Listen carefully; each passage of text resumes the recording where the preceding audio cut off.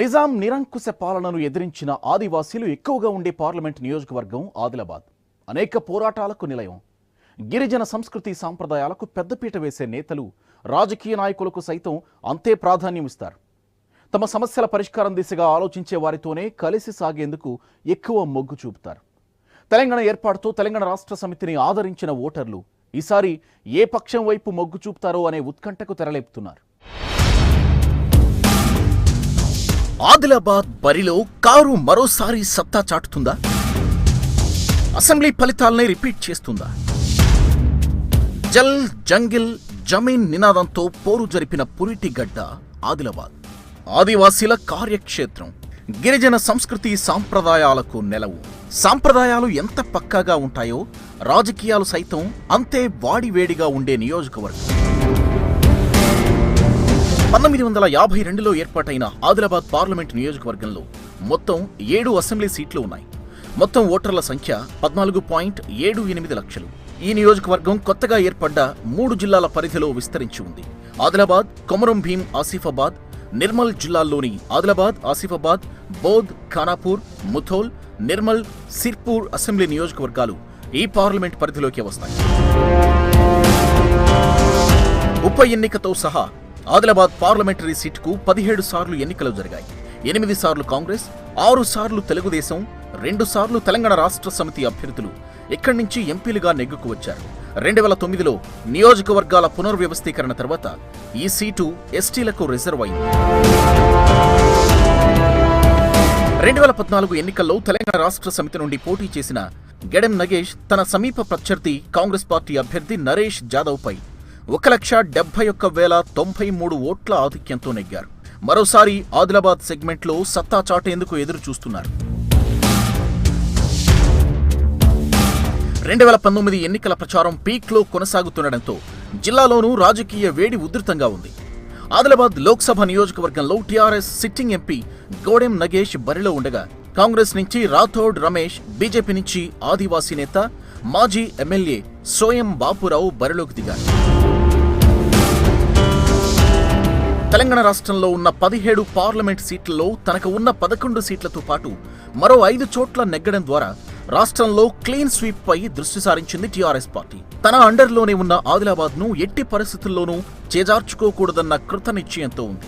ఇటీవల ముగిసిన అసెంబ్లీ ఎన్నికల్లోనూ ఒక్క ఆసిఫాబాద్ మినహాయిస్తే మిగతా 6 నియోజకవర్గాల్లోనూ గులాబీ జెండానే ఎగిరింది.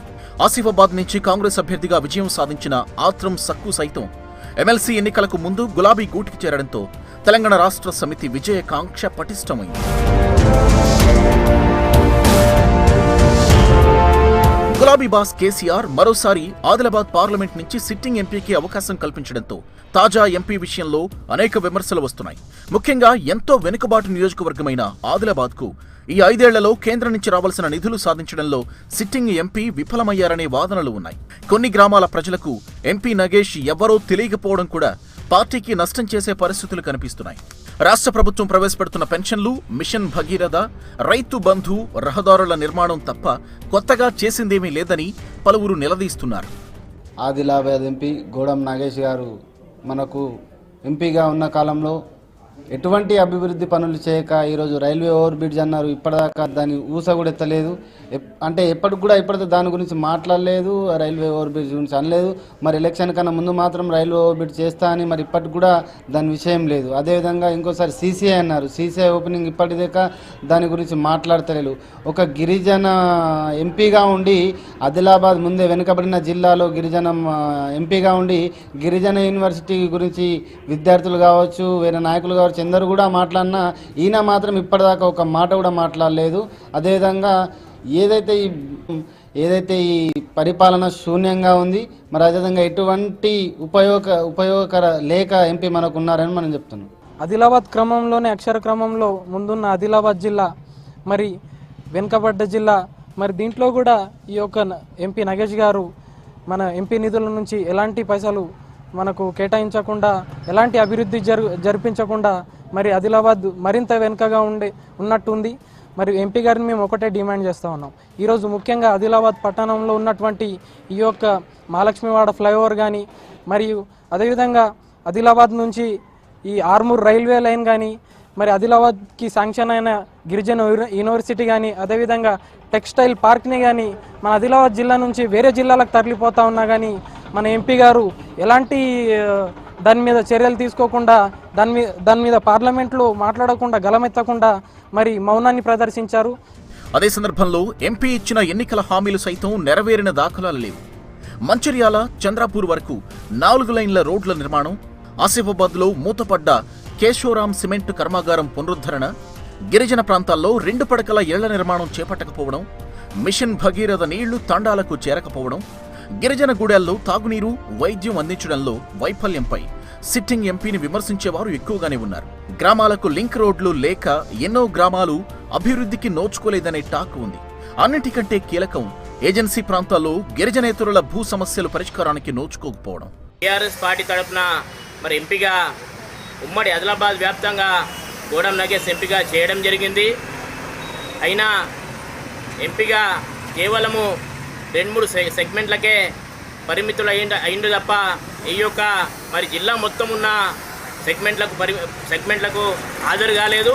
అయినా నామమాత్రంగా మంత్రుల పర్యటనలు, అదేవిధంగా ఏమైనా పనుల శంకుస్థాపనకు తప్ప మరి ప్రత్యేకంగా వచ్చినటువంటి దాఖలాలు లేవు. ఈరోజు ఆదిలాబాదు సీసీఐ మూతపడటంలో మరి ఆయన తెరపడంలో మరి విఫలమయ్యాడు. అదేవిధంగా ఈరోజు ఆయన ఒక గిరిజన ఎంపీ ఉండి ఈరోజు గిరిజనులకు చేసేదేం లేదని మా భావన. మరి ఈ 5 ఏళ్ల కాలంలో తను మరి ప్రజల కోసం చేసింది ఒరిగింది ఏమీ లేదన్నటువంటి విషయము ప్రతి ఒక్కరికి కూడా తెలిసినటువంటి విషయమే. అందులో భాగంగానే మరి ఇన్ని సంవత్సరాలు 5 సంవత్సరాల నుండి కూడా ఏ ఒక్క అసెంబ్లీలో కూడా తిరిగి ఆ అసెంబ్లీలో ఉన్నటువంటి లోటుపాట్లు, అక్కడ ఉన్నటువంటి అభివృద్ధికి ఇంతవరకు ఎంపీ అయిన దగ్గర నుంచి ఇప్పటి వరకు కూడా ఎలాంటి అభివృద్ధి కార్యక్రమాల్లో పాల్పంచుకున్నటువంటి దాఖలాలు లేవు. ఎక్కడ కూడా ఈ యొక్క ఎంపీ నిధుల నుంచి తీసుకొని వచ్చేసి ఈ యొక్క అసెంబ్లీకి ఈ యొక్క అభివృద్ధి చేసినామని చెప్పుకునేందుకు కూడా ఏళ్ళ మీద లెక్క పెట్టినా కూడా లేనటువంటి పరిస్థితులలో ఉన్నది. తెలంగాణ రాష్ట్ర సమితితో పాటు ఆదిలాబాద్ పార్లమెంట్ నియోజకవర్గం నుంచి కాంగ్రెస్, బీజేపీలు సైతం బలమైన అభ్యర్థుల్ని రంగంలోకి దించాయి. అసెంబ్లీ ఫలితాల ఆధారంగా చూస్తే కాంగ్రెస్ నుంచి టీఆర్ఎస్ కు గట్టి పోటీ ఎదురయ్యే పరిస్థితి ఉంది. ముఖ్యంగా ఈ సెగ్మెంట్ గెలుపు ఓటముల్ని గిరిజనుల ఓట్లు ప్రభావితం చేస్తున్నాయి. బీజేపీ అభ్యర్థి సోయం బాపురావు గతంలో ఆదివాసీ ఉద్యమంలో కీలకంగా వ్యవహరించారు. ఆయన బలమైన నాయకుడు. ఆదివాసీల ఓట్లు గంపగుత్తగా సాధించినా ఆశ్చర్యం లేదనే టాక్ ఉంది. ఈ 5 సంవత్సరాలు కూడా పరిపాలించిన తర్వాత ఈ యొక్క దేశ ప్రజలందరూ నరేంద్ర మోడీ గారు అంటే ఏంది, అసలు భారతీయ జనతా పార్టీ పాలన అంటే ఏదో చూశారు. అలాగే మనం గత 60 సంవత్సరాలుగా మనం చూసిన ఈ యొక్క కాంగ్రెస్ పార్టీ పాలన మనందరికి ఇప్పటికీ కళ్ళ ముందు కడుతూనే ఉంది. ఏదైతే మనం ప్రతి గ్రామంలో ఇందిరమ్మ ఇండ్లు అవి అలాగే బునాది స్థాయిలో ఉన్నాయంటే దానికి కారణం ఎవరు? మన ఈరోజు యావత్ తెలంగాణ ప్రజలకు కాదు, యావత్ భారతదేశానికి తెలుసు. అవి శవాల బొందాలుగా వాళ్ళు ఇచ్చిన ఇందిరమ్మ ఇండ్లు అనేక స్కాములు చేసుకుని వాళ్ళ ఉన్న నాయకులకు తప్ప ఏ ఒక్క పేద ప్రజానికి ఇచ్చింది లేదు. అలాగే మనం ఈ నరేంద్ర మోడీ గారి పాలనలో చూసుకుంటే మీరు ఇచ్చిన ప్రతి ఉచిత సిలిండర్లు ఏదైతే ఉజ్వల స్కీమ్ కింద ఈ ప్రతి ఒక్క ప్రజలను గమనించి మీరు ఇంట్లో కట్టెపోయేలా అవసరం లేదు, ఏ ఒక్క రూపాయి కట్టకుండానే మీ ఇంటికే మేము సిలిండర్లను తీసుకొని వచ్చి ఇస్తామని చెప్పేసి చెప్పుకోవడం జరిగింది. కాంగ్రెస్ అభ్యర్థి రాథోడ్ రమేష్ కు జిల్లాలో మంచి ఫాలోయింగ్ ఉంది. కాంగ్రెస్ నేతలు గ్రూప్ రాజకీయాల్ని పక్కన పెట్టి ఒక్కటై కృషి చేస్తే హస్తం అభ్యర్థి సైతం సంచలనం నమోదు చేసినా చేయవచ్చనే టాక్ ఉంది. పైగా టీఆర్ఎస్ అభ్యర్థి గెడెం నగేష్, బీజేపీ అభ్యర్థి సోయం బాపురావులు ఆదివాసీలు కావడంతో ఆ వర్గం ఓట్లు ఇద్దరూ పంచుకుంటే కాంగ్రెస్ అభ్యర్థి రాథోడ్ రమేష్ కు లాభం జరుగుతుందనే వారు ఉన్నారు. అచ్చేది నాయగా డిజిటల్ ఇండియా, మరి అదేవిధంగా నల్లధనాన్ని విదేశాల నుంచి తీసుకొచ్చి ప్రతి భారతీయుని అకౌంట్లో 15 లక్షలు ఇస్తానని చెప్పినటువంటి మోసపూరితమైనటువంటి హామీలు ఇచ్చి ఆనాడు నరేంద్ర మోడీ గద్దెనెక్కి మరి ఇప్పుడు 5 సంవత్సరాలు పాలించిన తర్వాత ఏ ఒక్కరికి కూడా ఏ అకౌంట్లో కూడా 15 లక్షలు కానీ వేయకుండా, మరి అదేవిధంగా వచ్చేది కాదు అసలు ఎటువంటి సంక్షేమ పథకాలు ఈ 5 సంవత్సరాల్లో ఎవరు కూడా చేయని పరిస్థితి మనం అందరం చూస్తున్నాం. కేవలం ప్రచారాలకు మాత్రం, ప్రసంగాలకు, విదేశీ యాత్రలకు మరియు బహిరంగ సభలకు మాత్రమే ఈ నరేంద్ర మోడీ బీజేపీ ప్రభుత్వం పరిమితమైంది. కానీ ఎటువంటి పేదరికమైన ప్రజలని ఎక్కడ కూడా దేశవ్యాప్తంలో ఎక్కడ కూడా పట్టించుకునే దాఖలాలు లేవు. గట్టి పోటీ మధ్య తెలంగాణ రాష్ట్ర సమితి తాను నిర్దేశించుకున్న 16 పార్లమెంట్ సీట్ల లక్ష్యాన్ని చేరుకుంటుందా లేక జాతీయ పార్టీల వ్యూహాలకు చిత్తవుతుందా అనే ఉత్కంఠ నెలకొంది. ఆదిలాబాద్ జహీరాబాద్ లోక్సభ నియోజకవర్గాల డీటెయిల్డ్ పొలిటికల్ రిపోర్ట్ చూసాం. మరిన్ని డిపిఆర్లతో మళ్ళీ కలుద్దాం. Stay tuned AP 24/7 news is moment.